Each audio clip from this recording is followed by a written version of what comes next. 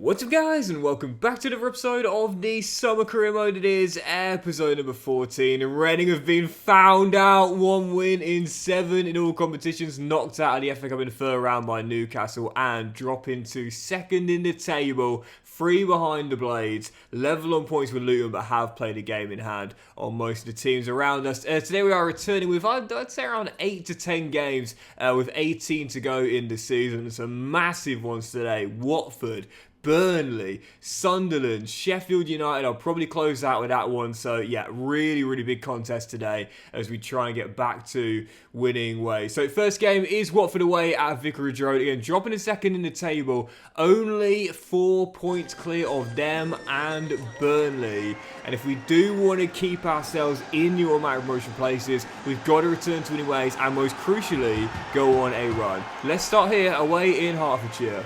Come on, you Royals. This all started with the loss against Southampton, but really it wasn't that game that, in my opinion, started the bad run, even though technically that was the beginning of it. It was the loss at home to Birmingham, you know, because I often say that, like, form is just so OP, and when you've had a loss, you've got to bounce back. If you do, it kind of negates the result you just have, but if you do have, again, back-to-back losses, that's the big one. That's the crucial element. That second defeat of the run is what started it, if you will.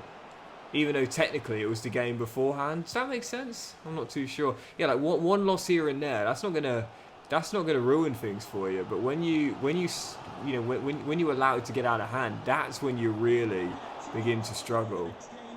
And that's why since then, have not had an answer. But Bukhari fires wide.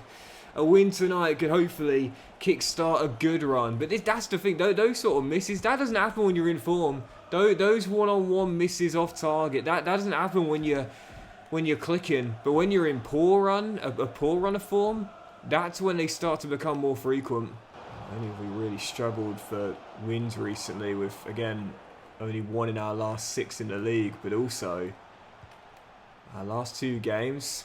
Couldn't even get a goal. Back-to-back goalless draws, and now a pen for the Hornets right before the break. One of those sort of follow-throughs, if you will. And chipped into the middle. 4 minutes in to stoppage time where there wasn't even one allocated. When things are going bad, things are going really bad. When it rains, it pours. And it might not be tonight in terms of the weather, but it is for our mood. Watford in front, and if we don't win this game, we're in trouble, man. We are in big trouble. Forget the top 2. We'll be lucky to stay in the playoffs. It's been the worst run of form all season long.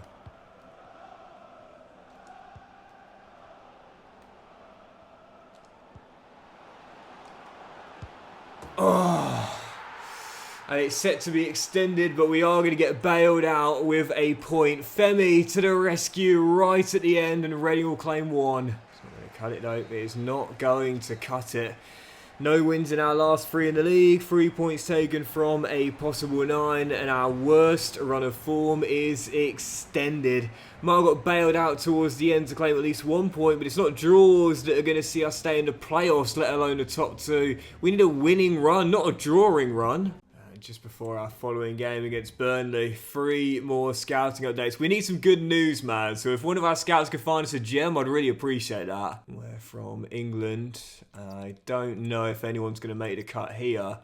Kai Charlton could be quite good, but again, looking for that creme de la creme. Just haven't found that yet. And from Ghana, we shall continue the scouting on these 6 players here. And from Iceland, to be fair, Hansen could be really good. We'll do 1 more month of scouting and see how he looks after that. Right, following game, and this is one of the biggest of this season thus far. A shambolic run from Reading. We can't afford not to return to winning ways here because we dropped outside the top 2. We've played a game extra than most of the teams around us as well. Really starting to feel the pressure, and now it's Burnley only behind us by 4. If they were to win this game, they'll cut it to 1 and still have the game in hand as we're looking nervously over our shoulders. The prospect of maybe even dropping outside the playoffs. Simply put, got to put it out when it matters most and return to winning ways here at the Medeski.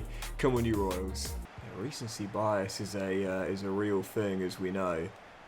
And at the start of the season, to put it into context, I would have literally like bitten your hand off for a playoff place. A chance to possibly go via the playoffs? Are you kidding me?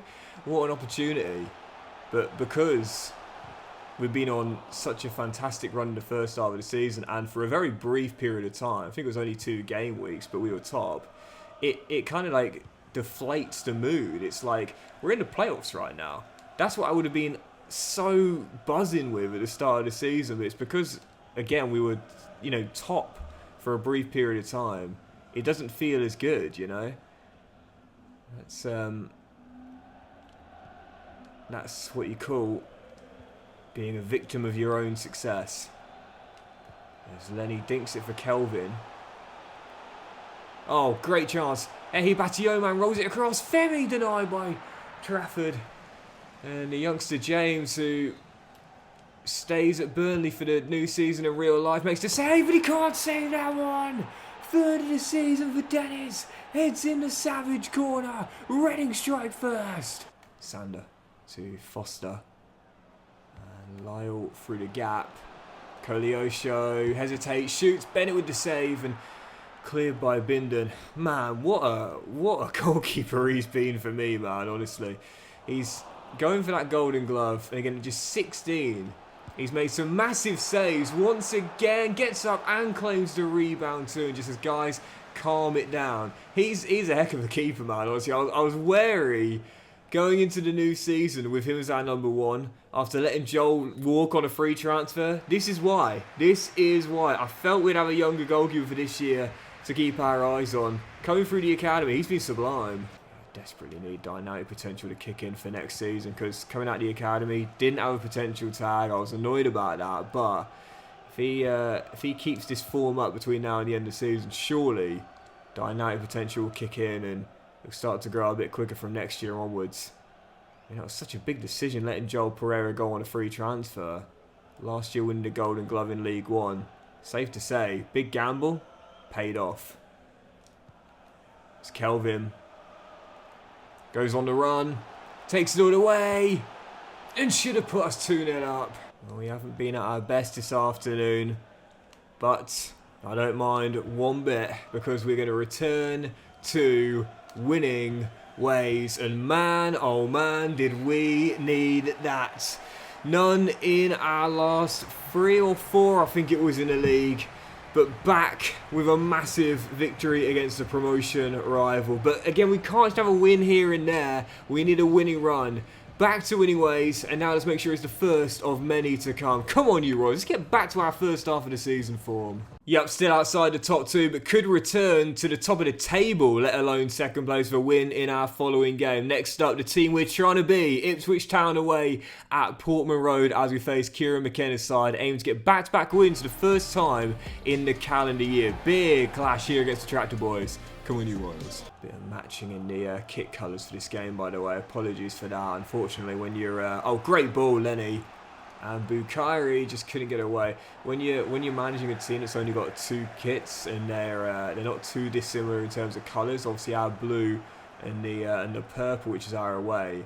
It means when we do come up against a side that's playing in blue themselves, it can be a little matchy. And...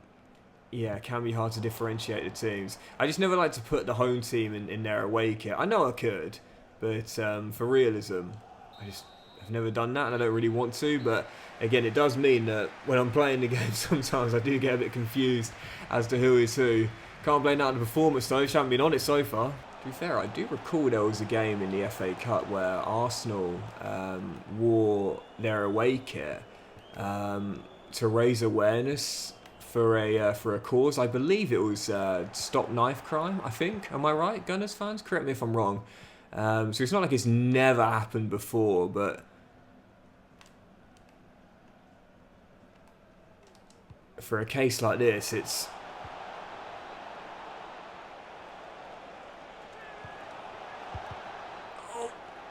Oh, he's on! Dennis for the win! Yes! Come on! Yes! Simply for matching of colours. But Dennis gets his second in 2, 4 for the year, and what a time to get it as well. Reading win it late. And it's not for the first time Dennis has popped out of a late goal to save us. First it was a draw against Hull earlier in the season. This is a win away against Ipswich. Poor performance, poor game, but Reading win it late. Oh yes, come on Millwall. With the win at Luton, that puts us back in the top 2. By a point, although Luton still do have the game in hand. Oh man, it is tight, man, honestly. If we've got to grind out 1-0 victories all the way to the end of the season in order to get us up, so be it, man. I'll take housery every step of the way if it sees us go up to the Premier League. Right, following game, back home for the next one, back at the Medeski. Bristol City going for our 3rd win on the trot, as we're finally starting to stabilise after a turbulent run, but got to keep it going. The Robins in Berkshire next up. Come on, you Royals, come on. I think it's genuinely a case this season as well that Dennis has been our signing of the season too on a freebie, because, you know, obviously we signed a couple of really good players on a free transfer. Lenny, and, you know, you probably think Bukhari's got to be up there surely as our top scorer this year, but he slowed down a bit recently. But Dennis, back-to-back goals. 4 for the season now. And don't forget, as Harvey clips the post and Rob Dickey gets it away, some of the goals he scored have been massive. I mean, scored the winner a couple of games ago to bust us out of poor form. Scored the winner there late against Ipswich. Got a massive leveller for us against Hull earlier on in the season. I mean, he's been massive for me, Dennis. And don't forget, defensively, we've got one of the best records in the division. He's a big reason why at left back as well. What a steal he's been from Sunderland. And Reading, again, back-to-back wins, first time in a while, but you got to keep it going, man. Got to keep it going. Bukhari's starting to slow down now. I think it's no goals in 5 for our number 9, and Kelvin, he's sat there and he's not going to say anything. He's not going to complain. That's not his character, man. But he'll be saying to me, Gaffer, when you're ready, I'll be ready. As Bukhari might not get the goal there, but he does get the assist right before the break. Harvey nibs with the opener, Reading in front. Man, I love Harvey. I really do, honestly. I want him to stay with me all the way in this RTG, man. Even though, you know, in his mid-20s, we know he's not going to have the highest of ceilings. He's not going to become like an 85 rated playmaker. But I really like him. You know, we said this in the last episode when we signed Bukhari. It's not all about the overall and the potential, man. If you got a thing for one of your players and they never let you down, keep using them, man. Don't worry about the overall.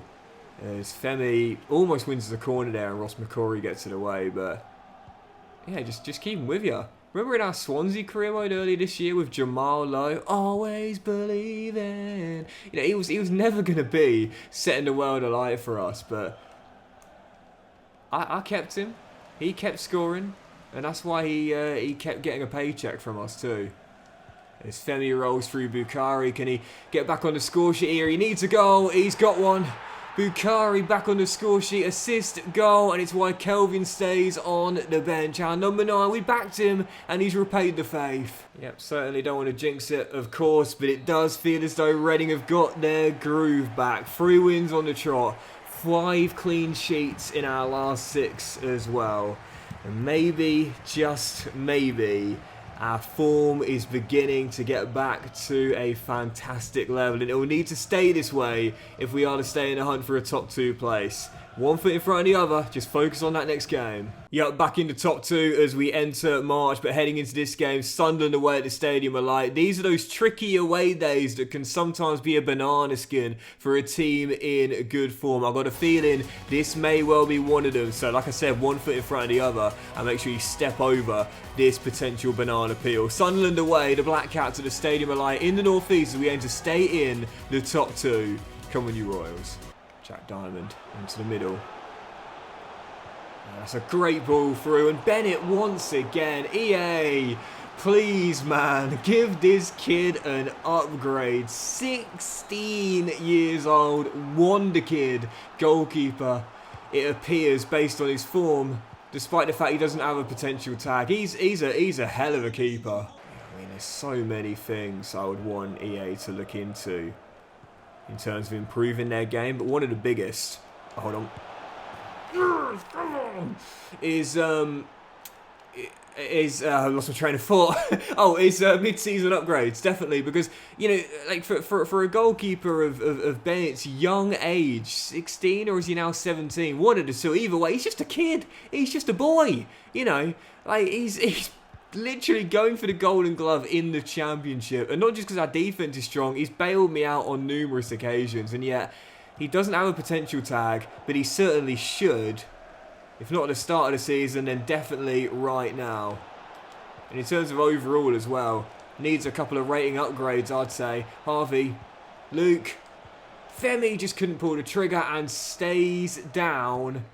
And that may well be a bruise, or it may well be slightly longer. I think it'll be a bruise, but I'll keep you posted as Harvey fires just wide.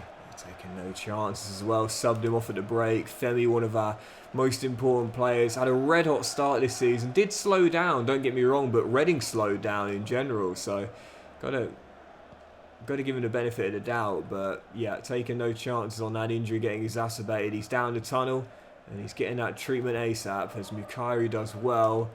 And, oh, yeah. Caught napping. Caught sleeping. Caught out. Mukairi's first is returning. Reading 2-0 up and surely set for 4 wins on the bounce. We're back, baby. The Royals rejoicing. We're back on track. I called this clash a potential banana peel pre-game that could halt us in our tracks and slip us up. Instead, we avoided it expertly with what is our 4th win in a row and our 4th clean sheet in a row as well. The Readings running rampant for the first time in a long time, but again, there's still a long way to go. One foot in front of the other. Oh yeah, and how bad is that injury for Femi as well? I mean, I totally forgot about that. Sheffield United won again. Burnley and Luton both drew. So that's a good result there. Ipswich held Watford. Well done, guys. So we're still in second for now and have gone 2 clear of the hat as well. Femi's injury was thankfully just a bruise as well. He's going to be okay. Yep, 12 to go in the table. But before we play the following game back home against Swansea, we've got 3 more scouting updates. So let's see what we've got. Where from England, we will continue scouting these 4 players here. And from Ghana, unfortunately, a few potential downgrades, but we'll keep scouting these 4 players for now. And from Iceland, we'll keep scouting these 4 players as well.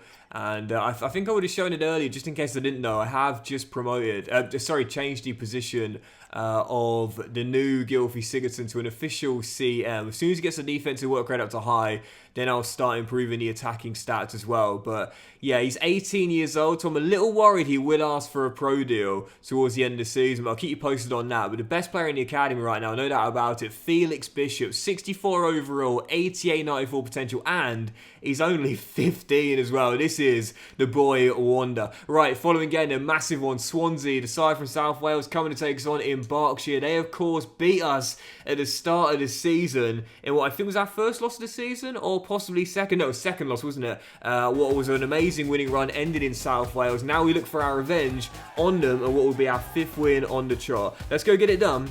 Come on, you Royals. So sometimes when I talk about how when you're doing an RTG, I'll use the phrase, the side you are at the start of the season isn't the side you will be at the end of it. And what I mean by that is, yeah, okay, obviously you're still managing the same team, but because you're using a young team, you're going to see growth from your players. And if they grow up as a unit, which our side has, due to having such a young team, as Harvey heads over, it's going to be a much stronger team at the conclusion of the season as opposed to at the beginning. So at the beginning, if you remember, we were literally only just a 3-star team. Now we are 3.5-star comfortably, and may, depending on how the end of the season goes, may even manage to get to the 4-star mark, which means at the start of the season we were statistically the worst side in the league. Now we're not one of the best, but we're certainly a top 10 team. And so you got to remember that, like, your objectives will need to change and improve as the season goes on as well. We're not the same Reading team we were at the start of the season, when we were just entering the league and I was thinking I'll take mid-table. Now we're a side that's more than good enough for a playoff place. Yes, as your ability increases, as should your expectations of yourself. Start of the season, Hold on. Hold on. Charlie coming to you. All the time in the world, son. Oh, yeah. Clinical finish. Reading in front. At the start of the season, yeah, mid-table. That would have been more than good enough for me. Possibly sneaking top 10. But now we are where we are. I mean, we've got to go for the top 2, haven't we? We've got to go for the top 2. And as things stand, going for our 5th win on the trot. Charlie with the opener right before the break. Reading in front.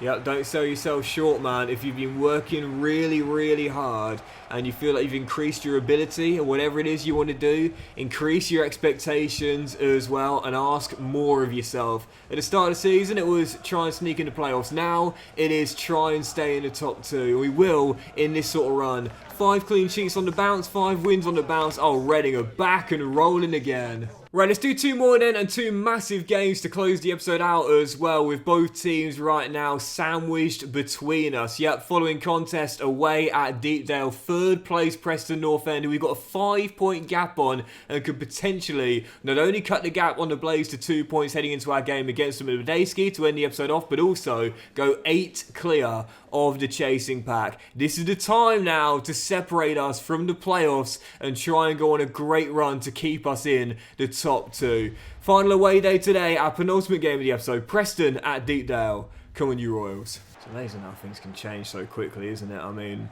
literally on an awful run of 1 win in 7 in all competitions, dumped out of the cup, granted by Newcastle United, no one's going to complain too much about that. But dropping out of the top 2, couldn't buy a win, and now we are absolutely rolling. And I hope that is something you can use as motivation for when you're going through it. Won't always rain. It's not always going to be doom and gloom, and things and feelings can move. Reading, awful run, absolutely abysmal, and wondering whether we'd have enough momentum and enough belief to get back in the race for the top 2 or even stay in the playoffs. Now we're hunting down the Blades who lead the way. Yep, things can change, things can turn, and we certainly have turned our fortunes around. As Luke does brilliantly well, there's Bukhari. Eep. Lobato for 2! Deepdale silenced in 13 minutes. Reading running rampant again. 2-0 up already. Reading absolutely rolling right now. And like I said, man, we could turn this round, and we certainly are starting to. Bennett with another brilliant save. Man, oh man. You know, if I could just have one feature added to career mode, I don't know which one I'd choose, but mid-season upgrades, that would definitely be up there. And speaking of academy grads, Reggie gets through. Reggie born to make it 3, straight at Freddie Woodman. A truly chaotic start to this game, honestly, with Reading up 2. And it should be 3. And this time can Reggie get it right? Yes! The name's Bond! Reggie Bond! Another goal for our number 2. 3-0 up inside the first half. And like I said, there's always a chance to turn the tide, no matter how bad it's been. Reading up by 3. What a performance and what a run. This is going to be extended to. It's all Reading right now, absolutely flying. It's a statement made to the chasing pack this afternoon on Lewis Wing's comeback game. Reading are back. That poor run is over. Oh my goodness, and welcome back, Mr. Wing. When the going's good, it's going great. It's his 2nd free kick goal of the save, and it's a beaut, and what a way to announce your return. Brought him off the bench for Charlie at half-time for his first minute since the injury, and he's just scored one of the goals of this season. In the performance of the season, Reading back, and what a goal that is from Lewis Wing. Clips it in off the underside of the bar, no chance for Freddie Woodman, and this is Reading back to their best. Yes, of course, the elephant in the room is that this wouldn't be happening if we weren't in such great form. Having said that, when you've got a chance to capitalise on it, you've got to take it, and we certainly have this afternoon. It's going to be win of the season, and it's just getting better. Harvey Nibbs makes it 5 in the performance of the save, let alone this season. Our closest threat in third place that could have cut the gap. Instead, we extend it to 8 and gain separation on the sides in the playoffs with a demolition job at Deepdale. No doubt about it. Win of the season, win of the save. And now we'll say, Sheffield United, we're coming for you. Forget the top 2, we want top 1. 5 different goal scorers in a 5-0 win, and none of them went to Bukhari. That kind of reminds me of when, do you remember when Liverpool beat, I think it was Bournemouth 9-0, and Salah didn't get a goal? Oh, poor Bukhari. But JJ's just asked for a pro deal, so we'll have to give him one, unfortunately. My fingers are crossed that we won't see one for the next Gylfi Sigurdsson or for Oakley, 2 of the players that I'm really excited about, and Davies, to be fair. And, of course, Bishop is 15 as well. But anyway, right, one more game today then, our final one, and it's probably the biggest of the season so far. It is Sheffield United at home right now, 8 clear of us at the top, and you think our winning run's been amazing. Theirs has been even better. Still so far clear in pole position, and a win for them today could see them go 11 clear with 8 to go. Yes, we've got the game in hand, but I don't think we're going to catch them unless we beat them today. Never a better time to face them though. Right now 4 clear of Luton in third. We've got the game in hand on the Hatters as well. I just want to make sure no matter what we stay away from the chasing pack in the playoffs. Final game today, Blades in Berkshire. Come on, you Royals. Oh, no, no, no. And so, heading into the game, oh, man, I don't know what to do now. I don't know what to do. I mean, that's just... I don't understand. Why has that happened? Oh, man. Well, I think... So, what it is you would have seen pre-game. It's the international break right now. But, unfortunately, in career mode... so, in real life, the top 2 divisions in the English Football League go away for the international break. So, the Championship, like the Premier League, has a break. But in career mode, the Championship plays on, it continues. And so we're missing 3 players. We've got a Briefer away, Binden's away, and Savage is away too. So for Sheffield United, I'm going to guess that their goalkeepers are both away on international duty. So, oh man, they've put Jesus Ferreira in goal.